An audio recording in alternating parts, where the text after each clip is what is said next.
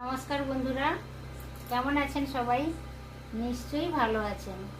তো আজ একটা একেবারে নতুন টাইপের ভিডিও নিয়ে চলে এসেছি তোমাদের সাথে শেয়ার করব বলে। গঙ্গাসাগরের বনেদি রান্না ও পরিবেশ ইউটিউব চ্যানেলে আমি সবাইকে নতুন একটা ভিডিও দেখার আমন্ত্রণ জানালাম এবং সবাইকে স্বাগত জানালাম। দেখুন বন্ধুরা, এইটা হচ্ছে আমার মেজারিং কাপ। এই কাপেরই আমি 2 কাপ আটা নিয়েছি। একটা চালনির সাহায্যে ভালো করে চালিয়ে নিয়েছি। এখন তো বর্ষাকাল, আটা কিংবা ময়দার কোনো রেসিপি করতে গেলে বা কোনো কিছু বানিয়ে খেতে গেলে অবশ্য আপনারা একটু চালনির সাহায্যে চালিয়ে নেবেন। অনেক সময় পোকামাকড় থাকতে পারে। এই কাপের 2 কাপ আটা নিয়েছি আর এটা ভালো করে আমি চালিয়ে নিয়েছি। এবার এই রেসিপিটা খুব সহজে করা যায় এবং ঝামেলা ছাড়াই করা যায়। আমি কাঁচের পাত্রে ঢেলে নিচ্ছি আটাটা।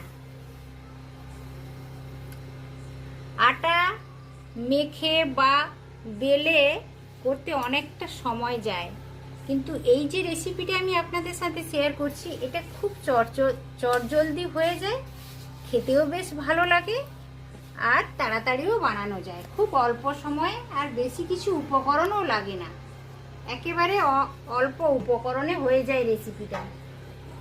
খুব লবণ দেওয়ার প্রয়োজন নেই, অল্পই আমি একটু লবণ দিয়ে দিলাম। লবণটা দেওয়ার পরে এটা আমি একটু লবণটা আটার সাথে ভালো করে মিশিয়ে নিচ্ছি। লবণটা দেওয়ার পরে হাতের সাহায্যে একটু লবণটা ভালো করে আটার মধ্যে মিশিয়ে নিলাম। এটা যদি বাচ্চার জন্য করে থাকেন তাহলে অল্প একটু চিনিও দিতে পারেন, কারণ বাচ্চারা একটু মিষ্টি খেতে ভালোবাসে। তো চিনিও ব্যবহার করতে পারেন কিংবা গুড় দিয়েও করতে পারেন, কোনো অসুবিধে নেই। কিন্তু আমি চিনি কিংবা গুড় কোনোটাই ব্যবহার করছি না। তো লবণটা ভালো করে মিশিয়ে নিয়েছি। এরপরে হচ্ছে একটা সসপ্যানে করে আমি কিছুটা পরিমাণ দুধ গরম করে রেখেছি। এই দুধটা অল্প অল্প করে মিক্সড করে বেশ ভালো করে একটা গোলা বানিয়ে নেব। এত সময় নিশ্চয়ই আপনারা বুঝতে পারছেন আমি কোন রেসিপিটা করতে চলেছি। এটা গোলা রুটি বানাতে চাইছি। এটা দুধ আমার কাছে আছে তাই আমি দুধটা ব্যবহার করলাম।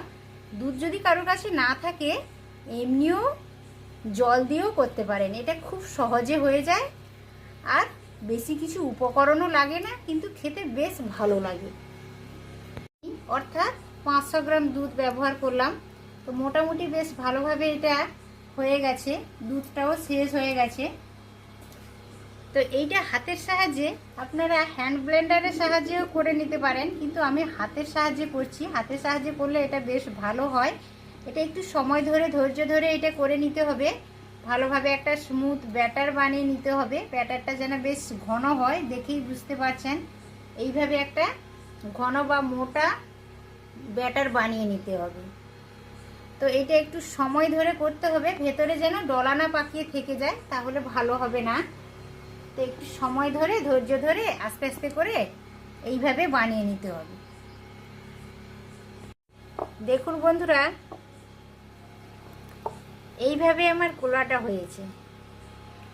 এইভাবে একটা স্মুথ ব্যাটার বানিয়ে নিয়েছি। আপনারা দেখেই নিশ্চয়ই বুঝতে পারছেন যে অনেকটা মোটা ঘন। তো এটা মোটামুটি আমার রেডি হয়ে গেছে। এবার আমি হাতটা পরিষ্কার করে রান্নাটা শুরু করব। তত সময় এটা একটা ঢাকনা চাপিয়ে রেখে দিলাম। এটা 10 মিনিট ঢাকনা চাপিয়ে দিয়ে রেখেছিলাম। এই দেখুন বেশ ভালোভাবে সেট হয়ে গেছে। আর এইটা করার জন্য কোনো কিছু উপকরণের প্রয়োজন হয় না, একেবারে বিনা তেলেই হয়। অল্প আমি সাদা তেল নিয়েছি আর একটা কলা গাছের ডাঁটা নিয়েছি। এইটা দিয়ে ব্রাশ করে দেব আর বিনা তেলেই এইটা করা যায়, কিন্তু খেতে বেশ ভালো লাগে। রুটি করতে গেলে তো আটা মাখতে হয়, বেলতে হয়, অনেকটা সময়ও চলে যায়, অনেকটা কষ্টও হয়। আবার রুটির সাথে কোনো তরকারি না হলে খেতে ভালো লাগে না। কিন্তু এই গোলা রুটিটা করলে খুব কম সহজে হয়ে যায় আর এটা খাওয়ার জন্য কোনো কিছুর প্রয়োজনও হয় না। এতটাই ভালো লাগে। যদি একটুখানি দুধ দিয়ে গুলে নেওয়া যায় তাহলে ভীষণ ভালো লাগে। আর বাচ্চাদের জন্য যদি আপনারা তৈরি করে থাকেন তাহলে একটু মিষ্টি দেবেন, তাহলে বাচ্চাদের খেতে ভালো লাগে। একটুখানি কোলার একটি ডাঁটা নিয়েছি, এতে সাহায্যে আমি তেল ব্রাশ করে দিলাম অল্প করে। আপনাদের কাছে ব্রাশ থাকলে ওটা ব্রাশের সাহায্যেই করে নেবেন, কোনো অসুবিধা নেই।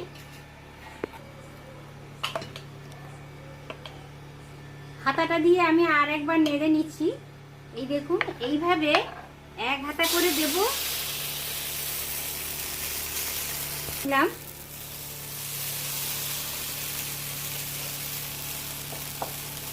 এবার এটা আমি হাতের সাহায্যে এইভাবে একটু করে দিচ্ছি। আপনারা চাইলে কোনো একটা চামচের সাহায্যেও এটা করে নিতে পারেন, কোনো অসুবিধা নেই। আমি হাত দিয়েই করে নিচ্ছি।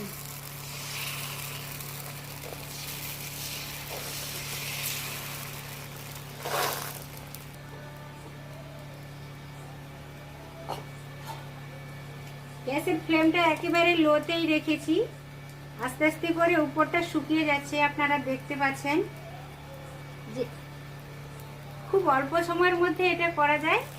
এটা দুটো তিনটে খেয়ে নিলেই কিন্তু পেটটা অনেকটাই ভরে যায়।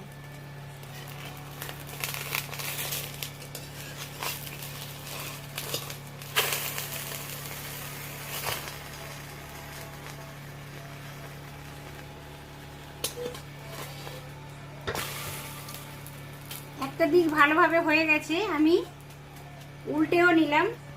এবার উপরের দিকটা নিচে করে দিয়েছি, দুই পিঠ ভালো ভালো হালকা লালচে করে ভেজে নেব।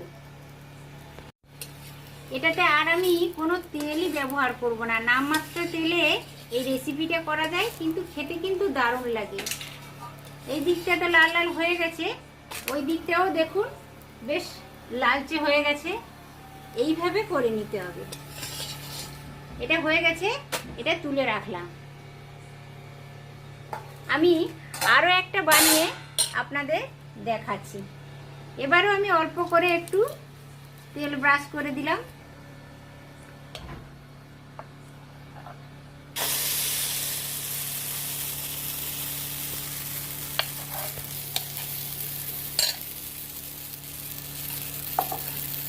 এবারও আমি হাত দিয়ে এইভাবে একটু স্প্রেড করে দিচ্ছি।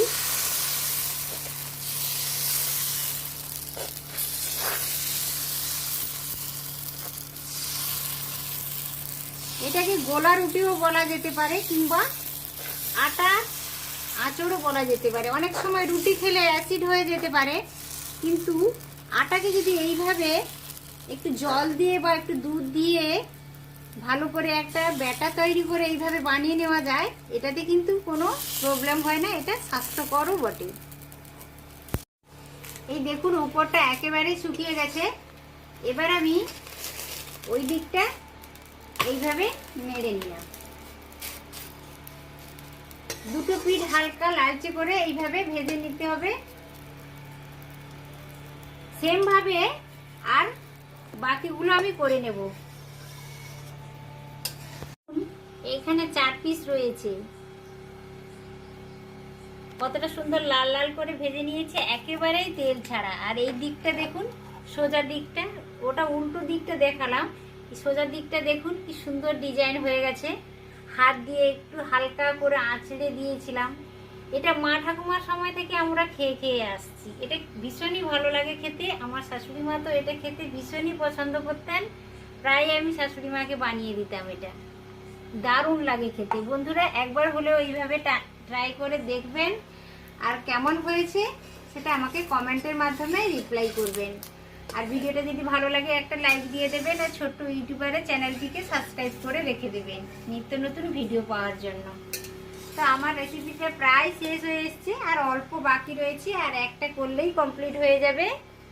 দেখতে থাকুন ভিডিওটা, স্কিপ না করে শুরু থেকে শেষ পর্যন্ত দেখতে থাকুন। এই রেসিপিটা এতই ভালো, চটজলদি করা যায়, আর ছোট থেকে বড় সবাই এটা খেতে ভীষণ পছন্দ। এই দেখুন বন্ধুরা, এই থালাতে আমি যেগুলো রেখেছি এগুলো উল্টো দিক।